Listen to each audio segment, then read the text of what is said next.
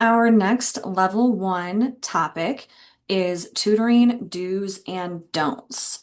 So in this activity, we are going to go through a few different categories of tutoring do's and don'ts. So one category is talking about job readiness. Another one is professionalism, courtesy, and basic ethics of working as a tutor. Another one is preparing for the tutorial session. Then role modeling, verbal and nonverbal communication, adhering to institutional and tutorial center policies and procedures, facilitating student-centered active learning, demonstrating empathy rather than sympathy, skillful session management. And we are going to look at a list of actions and qualities that we can then sort into these categories. So these categories are all things that you're going to experience in tutoring, and we're going to talk about things that you should do for these categories and then things that you should not do for these categories. And that's where this list of actions and qualities come in. So I'm going to switch over to the PDF of these qualities. So I'm going to read through these. I'm going to start with the tutoring do's. Now, this is just a list of things that you should do while tutoring, but it doesn't tell you which categories these actions or qualities fit into. So just kind of hold off on that for a minute. But these are things that you should do when you are tutoring. You should introduce yourself. You should smile. You should be on time for your appointments. You should encourage students to think about their own work. You should try a new approach. You should do more listening than talking. You should find out a student's needs. You should give examples. You should have your students read aloud. You should show your students how to apply new concepts. You should ask questions. You should focus on strengths and goals.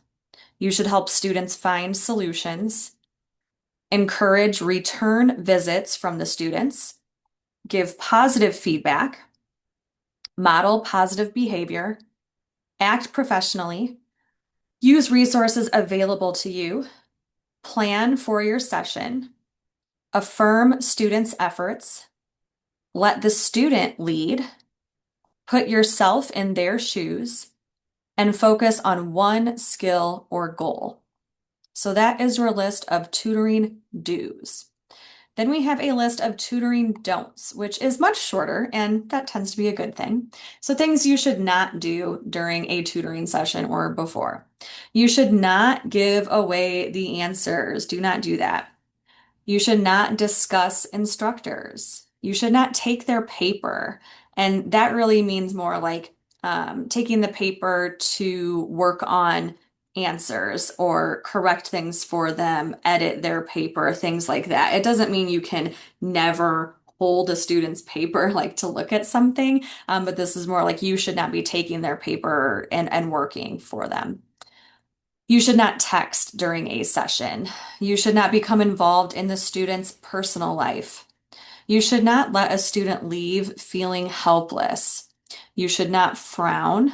Now, again, does this mean ever during a tutoring session? No, but I do think it's the opposite, right, of saying smile in your tutoring do's. So thinking on the whole, for the most part, when you're giving reactions to a student, we're trying not to frown as our reaction when we're interacting with students. You should not change the students' ideas. If they're giving you ideas and answers during the tutoring session, you're not changing them for them. We're not changing it to the quote unquote right answer. You should not try to cover everything. You should not talk down to a student.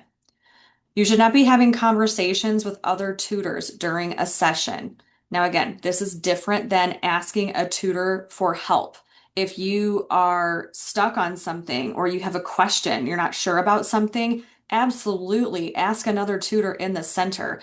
Ask the admin assistant, ask me, use your resources around you, right? That's something that is on the do list. But this is talking about having like side conversations that are not about tutoring. Okay. And then finally, you should not be discussing a student with others. Now, again, this is nuanced.